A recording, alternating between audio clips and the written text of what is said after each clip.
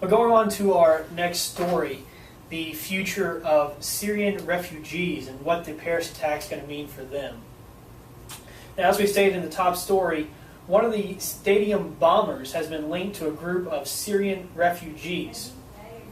The first stadium attacker was carrying a passport and also a registration document for refugee status by Greek authorities. So he came from Syria into Greece, where a lot of the refugees have come from.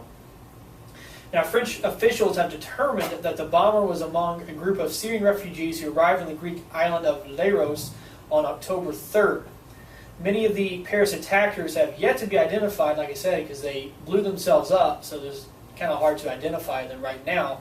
So some of them may have been refugees as well. So right now we know one of them is, there may be others. We don't know yet. Now, this link between one of the attackers has intensified concerns about how to handle the massive influx of people from Syria into Europe.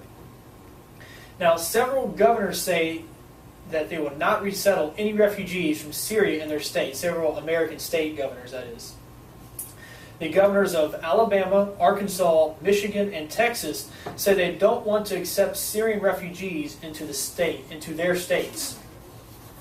On Monday, Texas Governor Greg Abbott announced that he sent a letter to President Obama saying that Texas will not take any Syrian refugees in light of the attacks.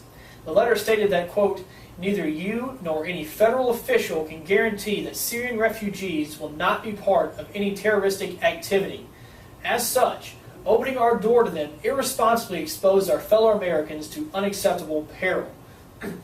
Arkansas Governor Asa Hutchinson said on Monday in a tweet, quote, "As governor, I will oppose Syrian refugees being located to Arkansas." Then in Michigan, which has a large Arab American population, especially right outside Detroit, Governor Rick Snyder said Sunday he was putting his prior calls for the state to accept more refugees on hold until the Department of Homeland Security reviewed its screening procedures. Snyder said in a statement, quote, "Michigan is a welcoming state and we are proud of our rich history of immigration, but our first priority is protecting the safety of our residents." Then Alabama Governor Robert Bentley said in a statement he reached his decision to not allow Syrian immigrants into the state, quote, "after full consideration of this weekend's attacks of terror on innocent citizens in Paris. I will not stand complicit to a policy that places the citizens of Alabama in harm's way." Also, on Saturday, Louisiana Governor and Republican presidential candidate Bobby Jindal raised concerns about Syrian refugees who have entered the U.S. in recent months, particularly those in his home state. He said, quote, "Louisiana has been kept in the dark about those seeking refuge in the state. It is irresponsible and severely disconcerting to place individuals who may have ties to ISIS in a state without the state's knowledge or involvement. As governor of Louisiana, I demand information." Now, he said this because on Sunday, the State Department told New Orleans WWL-TV that 14 Syrians have been resettled in Syria, 14 Syrian refugees. Now, earlier Sunday, White House Deputy National Security Advisor Ben Rhodes told Fox News Sunday that President Obama still plans to allow 10,000 Syrian refugees into the country within the next year and expressed confidence in the U.S. screening process. Yes, he said he still wants to allow 10,000 refugees despite the fact that one or more of the terrorists on Friday night in Paris was a refugee. Yet he's still willing to allow all these refugees in. Rhodes said that, quote, "We have a very robust vetting procedures for those refugees. However, Representative Mike McCall of Texas, who is the chairman of the House Homeland Security Committee, disagreed with Rhodes' assessment. McCall said, "I've been briefed by the FBI and Homeland Security. They tell me that this cannot be done. We don't have the databases." So what he's saying is we don't even have the ability right now to have a proper screening process. McCall went on to cite several problems with the administration's plan, including not having a comprehensive list of the estimated 5,000 or more foreign fighters around the world.